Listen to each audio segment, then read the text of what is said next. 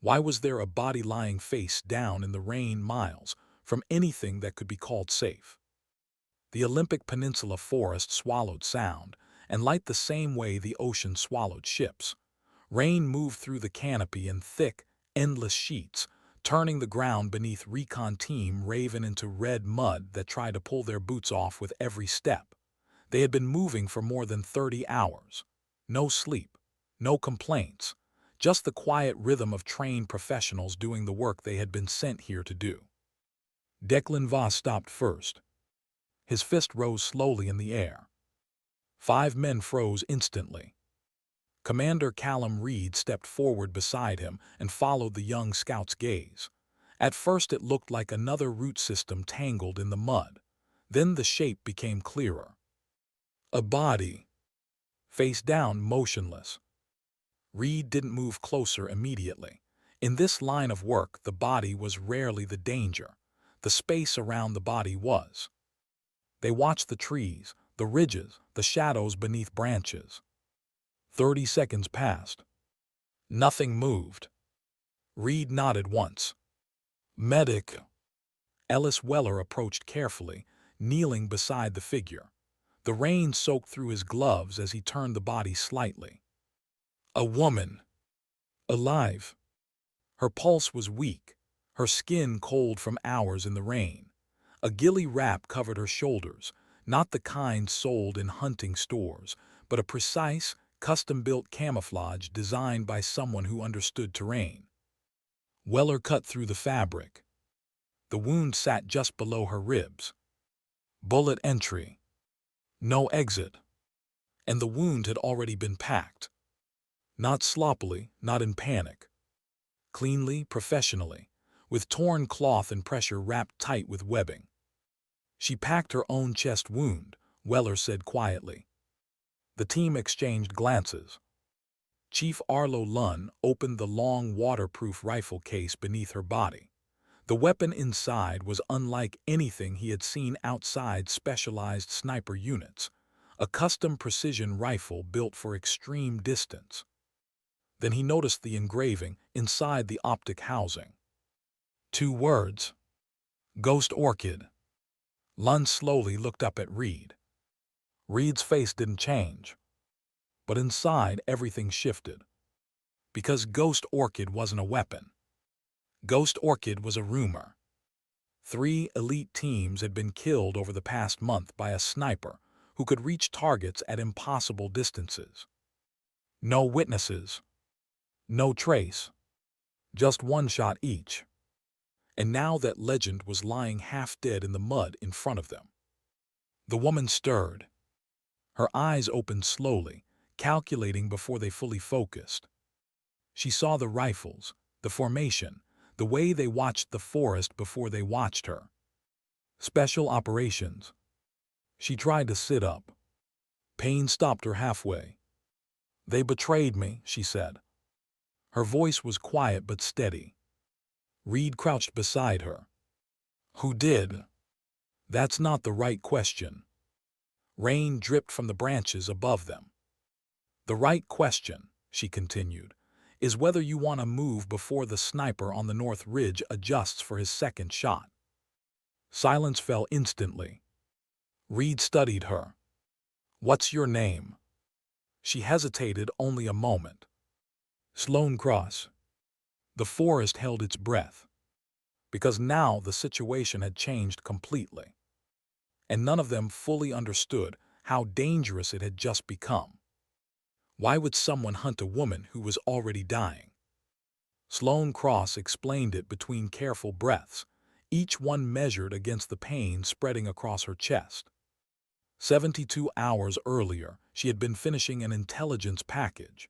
6 weeks of work tracking what was supposed to be a foreign espionage network operating inside the United States.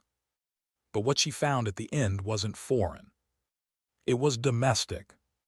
Powerful people, government oversight committees, private contractors with quiet funding pipelines, a network hidden behind legitimate operations.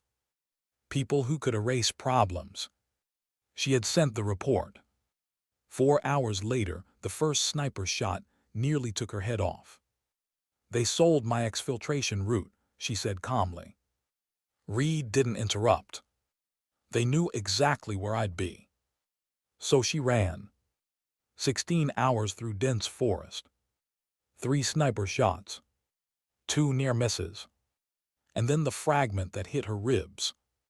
She packed the wound herself and kept moving another 6 hours before collapsing. Reed studied her carefully. "You were building a target list." "Yes." Lund quietly placed the laminated paper on the ground. 4 names. 3 were crossed out.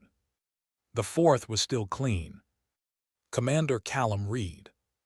Tanner stared at it. Nobody spoke. "I didn't take the shots," Sloan said. "You expect us to believe that?" Tanner asked. "If I had," she replied calmly, "you'd already be dead." The honesty of it sat heavy in the rain. Then something else happened. Sloan looked toward the north tree line. "Your scout," she said softly. Voss turned. "Come here." She examined him quickly. Her hands were fast despite the injury. Then she looked at Weller. Tension pneumothorax.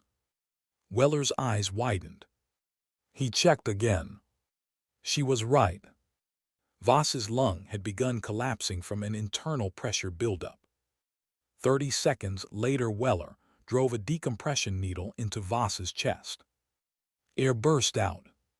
Voss breathed normally again. The entire team stared at Sloan. "You spotted that lying on the ground?" Tanner asked. She shrugged slightly. "I watch breathing patterns." Rain continued falling. But something had shifted. They weren't just looking at a wounded contractor anymore. They were looking at someone who might be the most dangerous ally they'd ever had. What kind of sniper could hit a target from more than 2 kilometers away? They got the answer a few minutes later. The drone overhead suddenly died. No warning. It spiraled silently into the trees. 11 seconds later, their radios went dead. "Static. Active jamming," Weller said, which meant someone nearby was controlling the battlefield. Then the first shot cracked through the trees. A branch exploded inches from Voss's head. Everyone dropped behind cover. Lund studied the impact point carefully. "Minimum 2 kilometers," he said. Reed slowly turned toward Sloan. She was staring at her rifle case. "That's him," she said. "Who?" "Victor Hale." Lund stiffened. He knew the name. JSOC sniper instructor. One of the best long-range shooters the military had ever produced. "He trained half the community," Lund said quietly. "And now he's hunting you," Reed said. Sloan nodded. "He's cleaning the board." The pieces were beginning to connect. Hale was eliminating anyone who might uncover the domestic network Sloan had found. And now Team Raven had stepped into the middle of it. The problem was simple. Hale had elevation, range, and time, which meant eventually he would find the shot. Sloan slowly reached toward her rifle. "How long do I have?" she asked Weller. He checked her pulse and blood pressure. 90 minutes. Maybe less. She nodded. "That's enough." Reed watched her carefully. "What are you planning?" Sloan looked north. "Ending it." "How do you stop the best sniper in the world when he's 3.5 kilometers away?" First, Sloan eliminated his eyes. Lund spotted a forward scout on the eastern slope. Range 840 meters. Sloan crawled into position between 2 fallen trees. Her movements were quiet and deliberate, despite the wound in her chest. She studied the wind, the rain, the canopy movement halfway to the target. Then she fired. The first shot missed by inches. Wind shift. She adjusted. Second shot. The scout disappeared. Tanner didn't say anything. but his silence now carried respect. 20 minutes later, the second scout moved into position on the western approach. Range, 1,180 meters. Again, Sloan studied the environment. Rain pooling, wind behavior, drainage flow across the forest floor. She fired once. The western scout dropped. 2 threats removed. But the real problem still remained. Victor Hale. And the distance between them. 3,540 meters. Even Lund stared at the number. That kind of shot bordered on impossible. Sloan had already known that. She had been calculating it for 2 days. Why would someone prepare a bullet for a shot they might never take? Because Sloan Cross had prepared for this exact moment. 3 weeks before the mission, she had built custom ammunition. Different projectile shape. Different ballistic behavior. Armor-piercing. Something Victor Hale wouldn't expect. Because he believed he understood her capabilities. He had studied her file. But he didn't know about the new round. Sloan took the cartridge from the case. "My father taught me something," she said quietly. "Prepare for the shot the world gives you, not the one you want." Her father had been a Marine, killed in Fallujah, and everything she knew about shooting started with him. She loaded the round. Bolt closed. Now only one variable remained. Time. Because her body was failing. What matters more, the shot or the reason behind it? Sloan lay behind the rifle. Her breathing slowed. The team watched silently. Wind, temperature, barometric pressure, Coriolis effect from Earth's rotation. Every variable calculated. 3,540 meters away, Victor Hale waited on a rocky ridge. Confident, patient, certain that eventually the wounded woman below would run out of options. He never considered that she might solve the impossible instead. Sloan exhaled slowly. Her pulse weakened. Her vision blurred slightly. But the math remained clear. She squeezed the trigger. The rifle cracked. The bullet vanished into rain and distance. For nearly 6 seconds, no one moved. Then Lund lowered the spotting scope. His voice was almost a whisper. Hit. 3.5 kilometers away, Victor Hale collapsed behind his rifle. The hunt was over. Sloan slowly sat back. Her strength was fading fast. Reed caught her before she tipped sideways. "You did it," he said quietly. She shook her head weakly. "The shot doesn't matter." He frowned. "What does?" "The information," she said. "The truth." Reed nodded slowly. Because she was right. The bullet had only made the next step possible. Justice still required people willing to carry it forward. Sloan closed her eyes as the team prepared evacuation. And in the quiet rain of the Olympic forest, one truth remained clear. Sometimes the greatest strength isn't the shot someone takes. It's the reason they choose to take it at all. Because dignity rarely announces itself. It simply acts. What kind of person keeps calculating distances while bleeding to death? Sloan Cross lay behind the rifle, her cheek resting lightly against the cold stock. The rain moved softly across the canopy above them, dripping through leaves in slow, irregular patterns. Every drop created a tiny sound against the mud and roots around her. To most people, it would have been noise. To Sloan, it was data. Her breathing had slowed again. Not because she was comfortable. Because control was the only thing she had left. Commander Reed watched her closely. In 11 years of operations, he had seen exceptional shooters, men who could hold impossible focus under pressure. But this was something different. Sloan wasn't forcing herself to stay calm. She simply was. Her eyes moved slowly across the forest, not searching but reading. The upper canopy first, then the mid-level branches where wind moved differently, then the ground cover where rainwater gathered and shifted direction. Each movement told her something about the air between here and the ridge. 3,540 meters. It was not just distance. It was a living environment the bullet would have to travel through. And she was building that path inside her head. Weller's voice broke the silence. Her pressure is still dropping. Sloane heard him. She didn't look away from the rifle. I know. The answer was quiet, almost casual, as if she were commenting on the weather. Reed crouched beside her. You don't have to finish this. She finally turned her head slightly toward him. The faintest hint of a smile touched her face. Yes, she said softly, I do. Because she understood something the rest of them were only beginning to grasp. Victor Hale was not just another sniper. He was the last barrier protecting a secret powerful enough to erase entire operations. If he survived today, Sloane's discovery would disappear with him.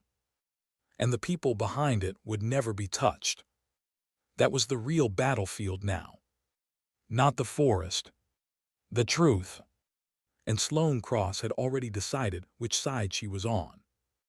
Why would the best sniper in the world make a mistake? Because even the best shooters eventually start believing their own reputation. Victor Hale lay motionless against the rock face of the northern ridge. His rifle rested on a carbon fiber bipod dug into the dirt. The wind moved steadily across the slope, carrying thin sheets of rain that blurred the view of the forest below. His scope magnified the terrain far beneath him. The depression where Sloane Cross had first collapsed. The fallen trees where she had taken her first shot. The slight disturbances where two of his scouts had died. Hale studied the area patiently. He didn't feel anger. He felt curiosity. Because the woman down there had surprised him. Twice. That was rare. He adjusted the focus slightly. The range to her current position was enormous. Even for him, the shot would require near-perfect conditions. But he had time. Eventually she would move. Eventually she would weaken. Eventually she would make a mistake. Everyone did. Hale's breathing slowed. He had trained hundreds of snipers during his years in the military. One lesson he repeated again and again. Patience kills more targets than bullets. But there was something else he hadn't expected. Sloane Cross was still alive. And the longer she survived, the more dangerous she became. Why did Sloane Cross stop touching the rifle? 8 minutes passed. Then 10. She hadn't moved. Tanner shifted uneasily from his position, covering the southern approach. What's she doing? Lund didn't look away from the spotting scope. Thinking. Sloane's eyes were closed now. Inside her mind, the forest no longer existed as trees and rain and mud. It existed as numbers. Wind speed across 3 altitude layers. Temperature differences between valley floor and ridge elevation. Bullet velocity decay across extreme distance. Earth's rotation at this latitude. She ran the equation again. Then again. Each time adjusting for the slight environmental shifts she had observed since the last calculation. Her father had once explained it differently. The rifle only asks one question, he had told her when she was 13. Do you understand the world between you and the target? If the answer was yes, the trigger became simple. Sloane opened her eyes again. Her voice came out barely above a whisper. Lund. Yes. Confirm range. Lund checked the laser rangefinder again, even though he already knew the number. 3,540 meters. She nodded slowly. Wind upper canopy. 3 meters per second, west to east. She made 2 small adjustments to the scope. The click sounded almost too quiet to matter. But those tiny movements represented inches of correction at the target. Weller watched her carefully. "You should be unconscious by now." Sloane exhaled slowly. "Not yet." And in that moment Reed understood something unsettling. She had already accepted that she might die here. But she had also accepted that the shot would happen first. Why did Victor Hale suddenly sit up? On the ridge, Hale frowned slightly. Something had changed. Not visually. The forest looked the same through his scope. But instinct, the same instinct that had kept him alive for decades, told him something was different. He slowly lifted his head and scanned the horizon again. Nothing. Stillness. Rain. Then he realized what bothered him. The woman had stopped moving. That wasn't normal. Wounded people moved. They shifted. They struggled. Stillness meant something else. It meant preparation. Hale adjusted his scope and searched more carefully. And suddenly he saw it. A faint glint of glass between 2 fallen trees. A sniper position. He leaned closer to the rifle. The range was absurd. No one would attempt a shot from that distance under these conditions. Except Victor Hale remembered Sloane Cross's training file. He had studied it carefully before accepting the contract. She was one of the few shooters in the world who might try. A slow smile formed on his face. "Let's see," he murmured quietly to himself. Why did Sloane suddenly move away from the rifle? Because someone else needed her more. The shot came unexpectedly. Not from the ridge. From the abandoned eastern spur Hale had used earlier. A delayed trap. The round struck the root system near Weller, exploding bark and wood fragments into the air. Weller dropped to one knee. Blood immediately soaked through his sleeve. "Forearm hit," he muttered through clenched teeth. Before anyone else moved, Sloane was already beside him. Pain shot through her chest as she crawled across the mud, but her hands moved with precise calm. Pressure on the wound. Bandage from the medic kit. Correct angle. Correct tension. 9 seconds. Weller stared at her. "You're supposed to be the patient." She tightened the wrap. "Not today." Her breathing was heavier now. The effort had cost her. But she pushed herself back toward the rifle again. Reed watched the entire sequence without speaking. Because what he had just witnessed changed everything he believed about this woman. She wasn't just a sniper. She was something far more rare. Someone who understood exactly why the skill existed. Why did the forest suddenly feel quiet?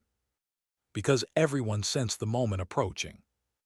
Sloane settled behind the rifle again. Her pulse was weaker now. Her vision blurred slightly at the edges. But the calculations were complete. Every variable accounted for. Every adjustment locked into place. 3,540 meters away, Victor Hale steadied his breathing. He knew the shot might come. And part of him wanted to see it. Because if she attempted it and failed, it would confirm what he had believed for years. That no one else in the world truly understood the craft the way he did. Back in the forest below, Sloane exhaled slowly. The rain softened. Wind paused briefly between canopy layers. A rare moment of balance. Her finger rested on the trigger. And for a brief moment, she remembered something her father once said. "Respect the shot," he had told her. Not because it's powerful, but because it decides things that can't be undone. Sloane Cross squeezed the trigger. The rifle thundered. And the bullet began the longest journey of its life. How long can a person hold their breath while a bullet travels more than 3 kilometers through the air? After Sloane pulled the trigger, the forest seemed to pause. The rifle's report rolled across the trees and vanished into the rain, but the bullet was still traveling. At that distance, the shot did not arrive instantly. It moved through layers of wind, pressure shifts, temperature differences, every invisible force that tried to push it off course. Nearly 6 seconds. For the team below, those seconds stretched into something far longer. No one spoke. No one moved. Lund held the spotting scope steady, tracking the ridge line through drifting sheets of rain. Reed watched Sloane. Her face showed no triumph, no tension, just stillness. The kind of stillness that came when a person had done everything they could and accepted that the rest belonged to physics. 3,540 meters away, Victor Hale heard the rifle crack. At first he didn't react. The sound reached him long before the bullet could. And the distance made the idea absurd. No one could shoot him from there. Not under these conditions. But instinct made him lean slightly closer to his scope, searching the valley below. Something inside him, some deep professional awareness, told him the woman had just tried anyway. He respected that, even if it failed. The bullet arrived a moment later. Not where Hale expected. Not where any standard calculation would have predicted. Because Sloane had not aimed for his center mass. She had aimed for the one place he could not fully protect. The narrow seam where the edge of his armored plate met the side of his shoulder. At that distance, the margin for error was smaller than a human hand. But the bullet struck exactly there. The impact knocked Hale backward against the rock face. His rifle slipped from his grip and slid down the slope beside him. For the first time in 30 years of precision shooting, Victor Hale had been outcalculated. Back in the forest, Lund lowered the spotting scope slowly. For a moment he said nothing. Then he exhaled. Hit. The word hung quietly in the rain. No celebration followed. Just silence. Because every one of them understood what they had just witnessed. Not luck. Not desperation. 17 years of discipline, expressed in a single pull of the trigger. Reed looked at Sloane. She was still behind the rifle, her eye resting against the optic as if the shot had not happened yet. Then slowly, carefully, she leaned back. The strength drained from her shoulders. Weller moved immediately to check her pulse. It was weaker now. Much weaker. You stayed conscious too long, he said quietly. Sloane gave a faint shrug. I needed the time. Her voice sounded distant, almost detached. As if the effort of speaking required calculation now. Reed crouched beside her. It's over. She shook her head slightly. No. The answer surprised him. Hale is finished, Reed said. Yes, Sloane replied softly. But the people who hired him are. Rainwater dripped from the branches above them. The forest had already begun forgetting the gunshots. But Sloane's mind was still working. Because killing Victor Hale had never been the real objective. The real objective was what she carried inside her memory. 19 days of investigation. Transaction numbers. Authorization signatures. Shell companies and private contractors feeding money into a hidden network, operating inside the same government systems meant to prevent it. Information dangerous enough to destroy careers. Maybe even governments. And now she was the only person alive who held the complete picture. Reed studied her expression. You really memorized all of it. She nodded once. There wasn't another way to keep it safe. Tanner approached from his position, scanning the surrounding forest carefully. If they went through this much trouble to silence her, he said, they won't stop just because Hale is gone. No, Reed agreed. They won't. Which meant the mission had just changed. They weren't here to hunt Ghost Orchid anymore. They were here to protect her and deliver the truth she carried. But the forest wasn't finished with them yet. A low sound drifted faintly through the rain. At first it blended with the wind. Then Tanner recognized it. Engines. Multiple vehicles moving along the old logging road 2 kilometers south of their position. Ground element, he said quietly. Reed looked toward the sound. Hale's scouts were gone. But the people backing him clearly had more resources. They're moving fast, Tanner added. Probably already know the shot failed. Sloane closed her eyes briefly. They won't assume he's dead until they see it. That buys us time, Reed said.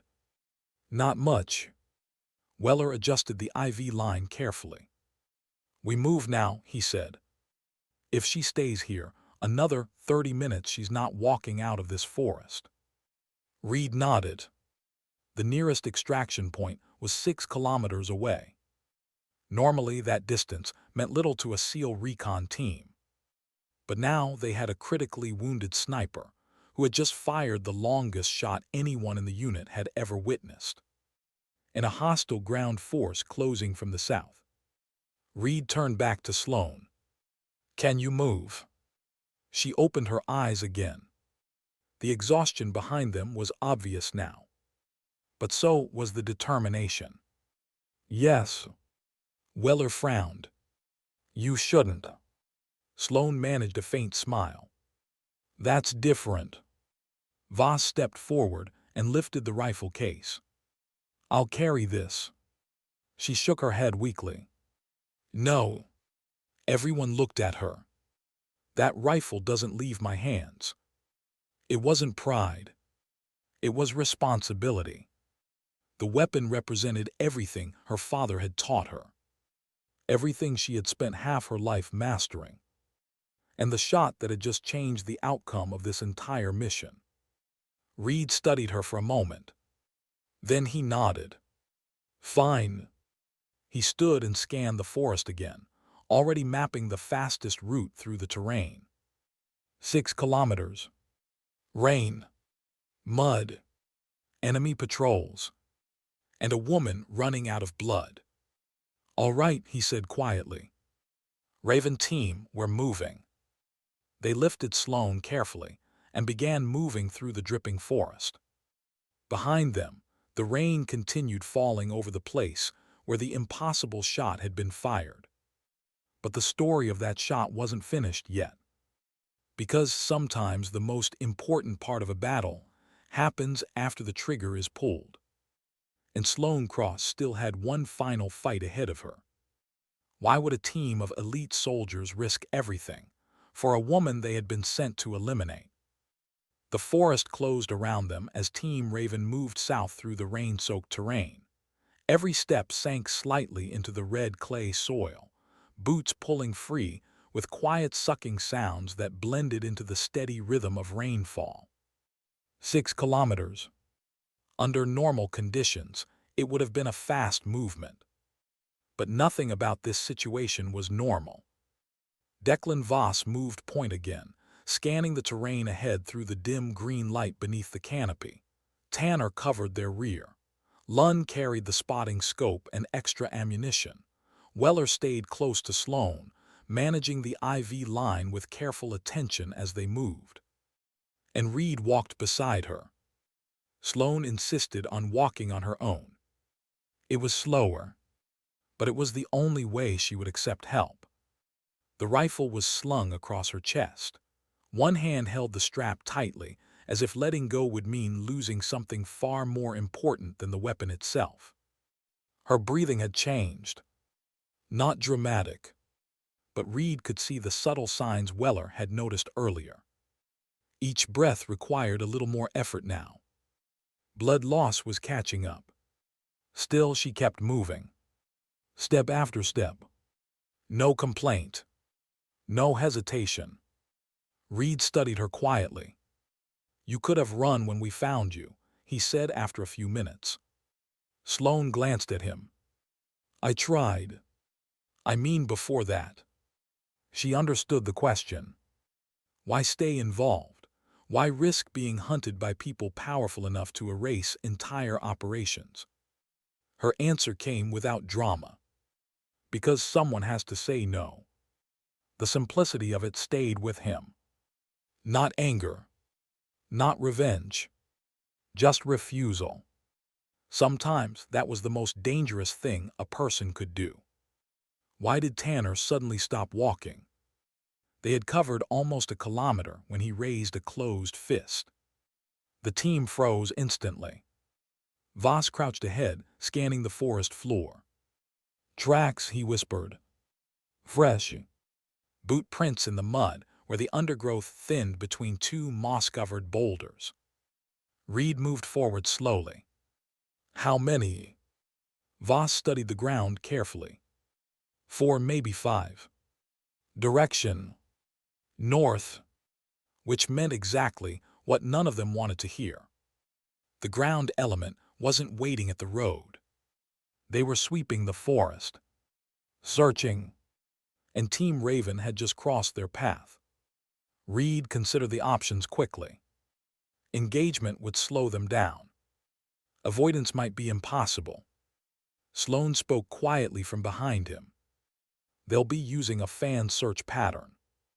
Everyone turned slightly. She continued calmly. Victor Hale always built operations in layers. Scouts first, sniper overwatch, then ground sweep to confirm the result. You're sure? Tanner asked. Yes. How? I watched him work for 2 days. That was enough. Reed looked at the terrain around them. A narrow drainage channel cut through the forest about 30 meters to the west. New route, he said. They moved again. Faster now. Because somewhere in the trees ahead, the people who had tried to erase Sloan Cross were still hunting. Why did Sloan suddenly stumble? They had been moving for another 15 minutes when her left leg buckled slightly.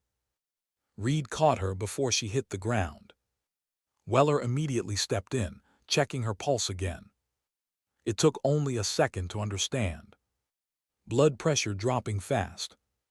Sloan exhaled slowly, annoyed more than afraid. I'm fine. No, Weller replied bluntly. You're not. Reed looked at the medic. How long? Weller hesitated. Maybe 40 minutes before she loses consciousness. Silence followed. They were still more than 4 kilometers from extraction. Sloan understood the math as quickly as the rest of them. Leave me, she said quietly. No one responded. Reed didn't even look at her. Not happening. It's the logical option. Not happening. She frowned slightly. You don't know what you're protecting. Reed finally looked at her. I know exactly what we're protecting. Not just the information. Not just the evidence she carried inside her memory. But the kind of person willing to risk everything to expose it. Those people were rare. Too rare to abandon. Why did the enemy team never see them coming? Because Voss noticed the trap first. He lifted his fist again. Everyone froze. 20 meters ahead, the undergrowth looked slightly wrong. Too evenly disturbed. Too clean. A thin wire stretched between 2 roots barely visible through the wet leaves. Tripwire. Connected to a claymore mine, hidden beneath a fallen branch. Careful, Voss whispered. Reed studied the setup. Professional. Whoever placed it expected someone to follow this route. Which meant the search team was close. Very close. Tanner slowly moved around the mine, checking the surrounding trees. Then he saw them. 3 men. Moving cautiously through the forest about 40 meters away. Contractors. Private tactical gear. Rifles raised. Searching. Reed signaled silently. No gunfire. Too loud. Too risky. They would handle this quietly. The ambush lasted less than 20 seconds. Voss moved first, slipping through the trees like a shadow. Tanner followed from the opposite side. Reed closed the distance from the center. 3 quick movements. 3 silent takedowns. When it was over, the forest returned to its quiet rhythm of rain. Sloane watched from where Weller helped her sit against a tree. "You work well together," she said softly. Reed wiped mud from his hands. "We try." She nodded slowly. Then she looked toward the south again. "They'll have more teams." "We know. And they won't stop." "We know that too." The difference was simple. Now Team Raven had something worth fighting for. Why did Sloane suddenly laugh? It was quiet, short, but unexpected. Reed looked at her. "What's funny?" She shook her head slightly. "Just thinking." "About what?" "Victor Hale." That surprised him. "You just killed him." "I know." Her expression softened slightly. "He used to say something to his students." Reed waited. Sloane looked up at the rain falling through the trees. "He said the most dangerous opponent isn't the best shooter." "Then who is?" Tanner asked. "The one who understands why the shot matters." The team fell silent again, because every one of them had seen exactly what she meant. The shot on the ridge hadn't been about skill. It had been about protecting the truth she carried. And that kind of purpose was harder to stop than any bullet. Why did the sound of helicopters suddenly echo through the forest? At first it was faint, barely noticeable above the rain. Then the noise grew louder. Rotor blades. Multiple aircraft approaching from the west. Everyone looked up instinctively. Reed grabbed his radio out of habit before remembering it was still jammed. "Extraction?" Tanner asked. Weller shook his head. "Too soon." Sloane listened carefully. Her expression changed. "That's not military." Reed looked at her. "How can you tell?" "Flight pattern." The helicopters circled once above the canopy before drifting slowly south. "Searching." Scanning the forest below. "Private contractor aircraft." Which meant the people behind this operation were escalating. "Vast." Reed made a decision instantly. "We move faster." Because if those helicopters located them before they reached the extraction zone, the forest would become a cage. And even the best recon team in the world wouldn't escape that easily. Sloane pushed herself to her feet again. Her vision blurred briefly, but she forced the weakness away. 4 kilometers left. She could still walk. She had to, because the truth she carried was finally close to reaching the outside world. And after everything that had happened in the rain-soaked forest of the Olympic Peninsula, she refused to let it die here. Why did the helicopters suddenly go silent? For nearly 20 minutes, the distant roar of rotor blades had followed them through the forest like a storm that refused to move on. The sound echoed above the canopy, circling slowly, searching. Then it stopped. Not gradually. Just gone. The sudden quiet felt wrong. Tanner noticed it first. He raised a hand, signaling the team to halt. Everyone listened. Only rain remained. Weller adjusted the IV line running into Sloane's arm. Her face had grown pale beneath the mud and water, and her breathing was becoming shallow again. "They're not leaving," Tanner said quietly. Reed looked up through the trees. "No." Sloane leaned against a moss-covered trunk, catching her breath. "They've landed." The words settled heavily in the wet air. "Where?" Voss asked. "Southwest," she said after listening a moment longer, "probably near the logging road." Which meant the enemy force had just multiplied. More contractors. More guns. and now they were spreading through the forest from multiple directions. Reed checked the terrain map in his mind. Extraction was still nearly 3 kilometers away. Under ideal conditions, it was manageable. But now they were being hunted from the ground, and possibly the air again once those helicopters lifted off. He looked at Sloane. "Can you keep moving?" She nodded automatically, but Weller answered instead. "No." Reed frowned. "She's about to crash." Sloane gave the medic an irritated look. "I'm still conscious." "Barely," Weller replied. Her pulse had become dangerously weak. Even Reed could see the tremor in her hands now. Blood loss. Shock. Her body had been running on discipline alone for nearly 2 hours. That kind of endurance always had a limit. Sloane closed her eyes briefly. Then she opened them again and looked directly at Reed. "You need to take the information without me." "No. That's not negotiable." "Actually," Reed said calmly, "it is." She stared at him. "You don't understand. If I lose consciousness, memory recall becomes unreliable. I'll take that risk." "You shouldn't." Reed leaned slightly closer. "And you shouldn't be alive after what you've already done today." For the first time since they met, Sloane didn't have an answer. Because he was right.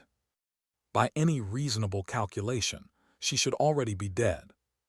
But something inside her refused to stop yet.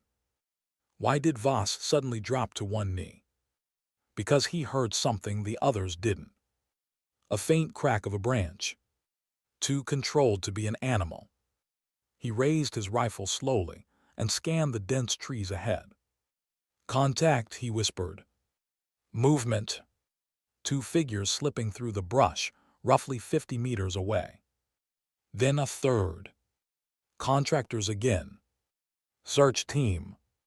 And they were walking directly toward Raven's position. Reed's mind moved instantly. Engagement would reveal their location to the entire search force. But letting them pass risk detection anyway. Tanner moved quietly beside him. "Your call." Reed glanced at Sloane. She was struggling to stay upright now. Time had officially run out. "We end it fast," he whispered. The team spread through the trees like shadows. Rain masked their footsteps. Leaves softened every movement. The contractors never saw them coming. The first man disappeared silently when Tanner pulled him into the undergrowth. Reed disarmed the second before the man could raise his weapon. Voss handled the third with brutal efficiency. 30 seconds later, the forest looked exactly the same again. Except 3 rifles now rested quietly in the mud. Sloane had watched the entire thing through half-blurred vision. "Efficient," she murmured. Reed wiped rain from his face. "We're running out of quiet options." She nodded slowly. "And I'm running out of blood." Weller didn't argue. Because she was right. Why did Reed suddenly stop the team again? They had moved another kilometer when the terrain changed. The forest thinned slightly, opening into a shallow ravine where rainwater ran between slick stones. And Reed knew immediately what it meant. They had reached the last natural barrier before the extraction zone. The clearing beyond the ravine was open ground, 200 meters wide. Anyone watching from above would see them instantly. Tanner studied the area carefully. "They'll cover this." "Probably," Reed agreed. Sloane leaned against a tree again. Victor Hale would have. That statement alone was enough. Hale was gone. But whoever funded him likely followed the same tactical thinking. Which meant the clearing ahead was exactly where they expected their targets to appear.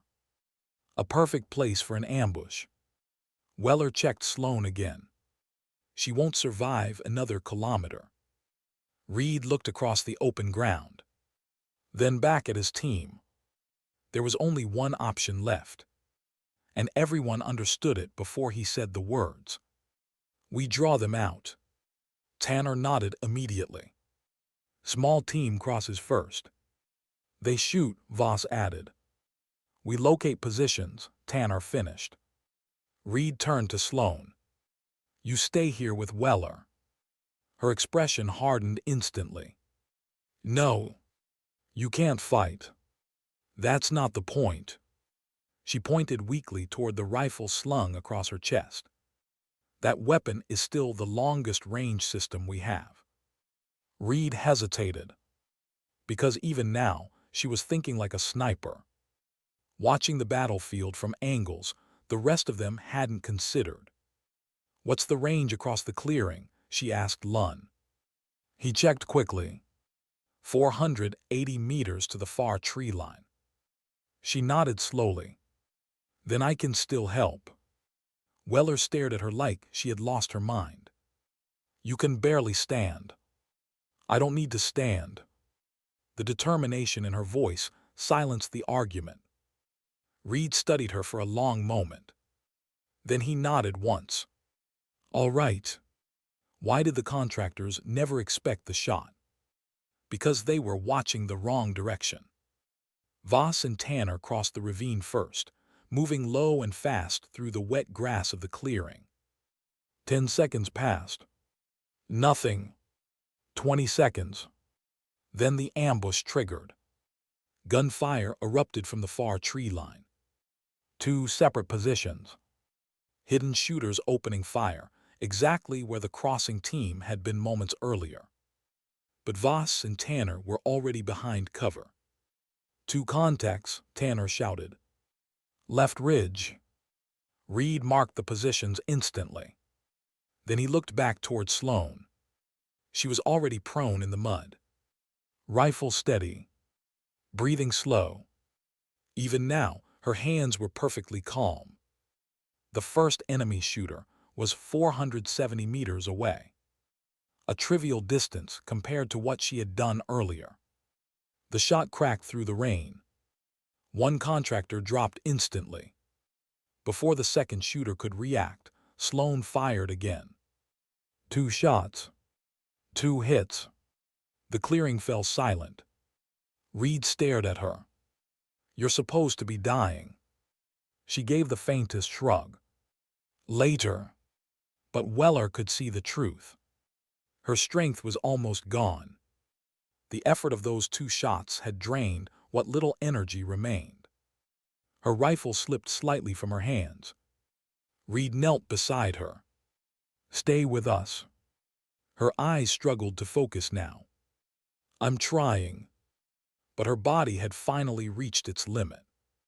3 kilometers of movement. 2 combat engagements. The longest sniper shot in modern operational history. And a chest wound packed with torn cloth. No human body could sustain that forever. Her head tilted slightly against the wet ground. The rifle rested beside her. Extraction, she whispered weakly. Reed looked toward the sky. Because now they needed it more than ever. Why did the forest suddenly feel too quiet? For a moment, no one moved. The rain still fell through the canopy. Water dripped from branches. Wind moved softly through the high leaves. But something had changed. Sloane Cross lay in the mud beside her rifle, her breathing shallow and uneven. The last 2 shots she had fired across the clearing had taken everything she had left. Weller knelt beside her immediately. His hands moved quickly, checking pulse, adjusting the IV line, pressing gently around the wound beneath her ribs. The silence in his face told Reed everything before he even spoke. She's crashing. Reed crouched down. Sloane. Her eyes opened slightly. Not fully focused, but aware. You made it across, she whispered. Tanner and Voss were already securing the far tree line. The ambush positions were clear. We did, Reed said. A faint nod. Good. Because even now, her mind was still working through the mission.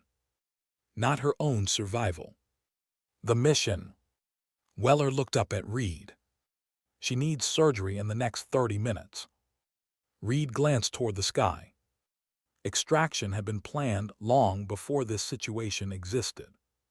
But their radios were still jammed, and the helicopters earlier had belonged to the enemy, which meant there was no guarantee anyone was coming. Sloane noticed the hesitation in his eyes. "Listen carefully," she said quietly. Reed leaned closer. "The Oversight Committee member, the one funding Hale." Her voice grew weaker.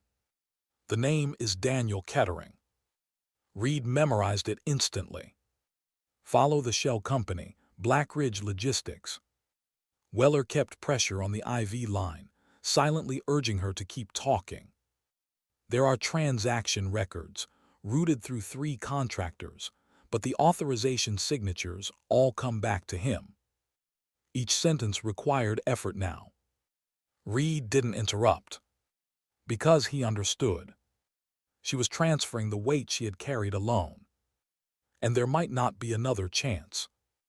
"Everything else I can reconstruct later," she murmured. "Just remember those names." "I will," Reed promised. Her breathing slowed slightly. Then she looked past him at the rifle lying beside her. "Did the shot hold center?" she asked quietly. Reed almost smiled. "Yes." "Good." For a moment, she simply listened to the rain again. And Reed realized something. The tension she had carried since the team found her in the mud was finally gone. Because the truth she protected had reached someone who would carry it forward. The mission had succeeded. Even if she didn't. Why did the helicopter appear exactly then? At first, it was just a faint vibration in the air. Then the sound of rotor blades cut through the rain. Everyone looked up instantly. A dark shape broke through the clouds above the clearing. Military. Reed recognized the silhouette immediately. MH-60 Black Hawk. Voss ran to the edge of the clearing, waving a signal marker. Extraction confirmed. The helicopter descended fast, rotors tearing rain sideways across the grass. Special operations medics leaned from the open door before the aircraft even touched down. Within seconds, they were beside Sloane. One medic assessed the wound quickly. Chest penetration, severe blood loss. Another began preparing a stretcher. Weller stepped back reluctantly. "She packed it herself," he said. The medic glanced at Sloane with quiet respect. "Then she bought herself the time we needed." They lifted her carefully. For a moment her eyes opened again. She looked up at the helicopter, then at the forest around them. The place where she had almost died. The place where she had taken the longest shot of her life. Reed stepped beside the stretcher. "You're not done yet," he told her. A faint smile appeared. "I know." The medic secured oxygen over her face. As they loaded her into the helicopter, Sloane looked one last time at the rifle Reed carried. "My father used to say something," she murmured weakly. Reed leaned closer to hear. "The rifle is only the final step." She paused. "The real work is protecting what matters." The helicopter crew signaled they were ready. Reed stepped back as the aircraft lifted into the gray sky. Rain swirled through the clearing again as the Black Hawk climbed above the trees and disappeared north toward the nearest surgical facility. Why did none of the men speak for several minutes after it left? Because they were all thinking the same thing. They had come into the forest hunting a legend. Ghost Orchid. A sniper blamed for killing elite team from impossible distances. But the woman they had carried out of that forest was never the monster intelligence reports had described. She had been a soldier, a medic, a daughter trying to live up to the lessons her father left behind, and someone willing to stand alone against a system that expected silence. Tanner finally broke the quiet. 3,540 meters. Voss shook his head slowly. People aren't supposed to make shots like that. Lund wiped rain from the spotting scope. Most people aren't Sloane Cross. Reed looked north toward the distant ridge where Victor Hale had fallen. That shot would eventually become a story told quietly inside sniper schools and special operations units. But the real story would never be about the distance, or the rifle, or the mathematics behind the shot. The real story was simpler than that. A wounded woman lying in the mud had chosen truth over survival, and everything else had followed from that choice. Reed picked up Sloane's rifle case and started walking toward the extraction point for the rest of the team, because now the mission had entered its final phase, exposing the people who had tried to bury the truth in the forests of the Olympic Peninsula. And somewhere in a military hospital far from the rain, Sloane Cross was still fighting to live. Not for the shot she had taken, but for the work that still needed protecting. Because sometimes courage doesn't shout. Sometimes it simply refuses to disappear. And sometimes it pulls the trigger when the world most needs it.